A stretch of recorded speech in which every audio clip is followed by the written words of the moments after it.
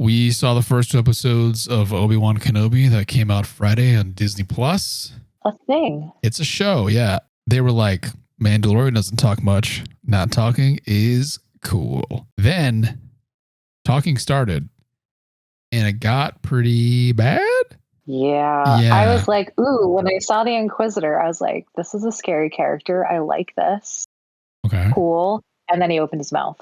And I was like, oh, I'm not scared of him anymore. You think it immediately ruined it? Yeah, I'm sorry. I like nothing against Rupert Friend, even though I did earlier call him the poor man's Orlando Bloom. I think the other guy with the cool like hat, like his voice is cool because it kind of has like a weird distortion to it when he talks. Yeah, like, yes, I did enjoy that. But him being the Inquisitor, I wanted to be like afraid of him and I couldn't be. I think it's better than Boba Fett, but mostly because it's one location, but I think it's still kind of bad. Yeah, I think this is going to be like a Boba Fett for me and not a Mandalorian for me. I don't think anything is going to be a Mandalorian, but we'll touch on that again. The child actor who's playing Leia, nothing against children and nothing against like kids who want to be like actresses and everything like that, but it's just not doing it for me. So we watched both back to back, so they've melded together in my mind, and therefore I think talking about the show without spoiling anything is kind of impossible for me, but at least little points of the plot. Were they trying to recreate the gruff hero with a child in tow success that they achieved with The Mandalorian?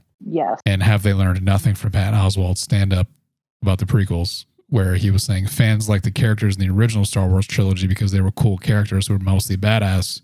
We don't need to see every single one of them as kids. Yeah, I think it's a nostalgia thing. Like they're aiming for the feels with everybody, but it's not really landing. Kids who are neither cool nor badass. Right. It just feels, at this point, it just feels forced. Sort of, yeah. I was honestly like really excited for the show. Me too. I love Ewan McGregor. Yes. Not that like I loved the prequels. I think Ewan McGregor is the high point of the show. Oh, for sure. He's great. He's fabulous in the show. It's just everyone else is a couple levels below and him. what he's given to do. Spoiler time! It's weird because like it's supposed to be 10 years since Revenge of the Sith, but Jimmy Smits looks like it's been 40 years. And Leia looks like she's 6. It's on the opposite sides. I was like, she's supposed to be 10 because she looks like she's 6 years old. Adorable child, but she looks like she's 6. She doesn't look like a 10-year-old. Yeah, it's true. So that's sort of strange. The scene where the kidnappers chased her in the woods.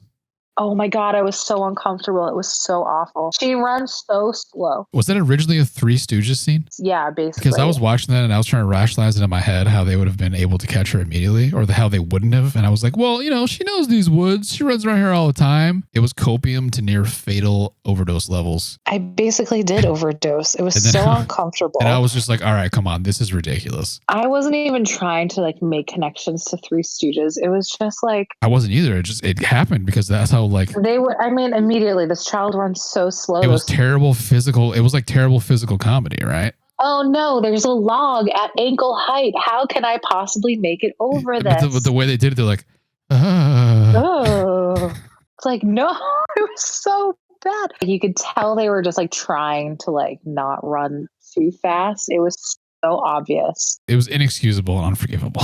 It's so bad. In 2, we got to see some forced parkour. And that was kind of terrible. Yeah. Also, I mean, that character in general, let me break it down a little bit. I want to like her. Third sister. Reva. Yeah. I think her motivation is just she wants to fit in, so she's mega driven. I get that, but I think there needs to be more given her actions across these 2 episodes. Because she really, really does not like Obi-Wan and really wants to kill him. Yeah, or capture him. She really wants the approval of Darth Vader, I guess. But why is she so super driven towards it? Right. And why does she look down upon? You could be like, yeah, she's an outcast who doesn't fit in. Right. But then I thought, oh, maybe because she was a Jedi. But then apparently they were all Jedi. I think they said a lot of them were Jedi, yeah. What makes her like not, like they were saying like she's maybe below she wasn't. them and will never. Okay, maybe she wasn't a Jedi. And that's why she's looked down on. I don't know. But she seems like the most Jedi-ish of all of them. Yeah, she seems like there has to be some connection to Obi-Wan and to Anakin. Like there has to be. Hopefully, like, right? She knew them. she goes further into character you love to hate territory. Yeah, or like at least a little bit more character development. Yeah, absolutely. I'm sure there'll be like we'll find out the reason why, but there better be like a reason why.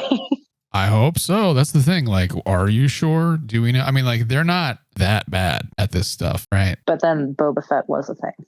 Yeah, and then you think about that scene of them running through the woods, and you're like, oh no. Some of the decisions, man.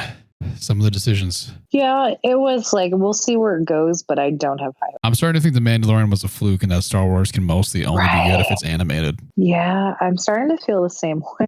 I like Ewan McGregor as Obi-Wan, but that's kind of it. This is one of those shows where I'm going to keep watching it, but I didn't really enjoy it. I do think if something crazy happens, like if Mace Windu is alive and shows up, it can be bumped up a few notches for me.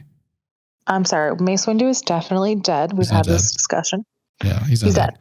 I think Samuel L. Jackson is on that Disney Plus payroll for Marvel's Secret Invasion, so that'd be cool. But I think I would just probably like a show about a long thought dead Jedi traveling and doing whatever more than I would like this. Well, you're going to be disappointed. Yeah, that's not the because Mace Windu is dead. Maybe this becomes sort of something similar to that idea, but the I need to watch Luke part doesn't give me too much hope. So yeah, 4 more episodes. Are you excited to watch them? Nope.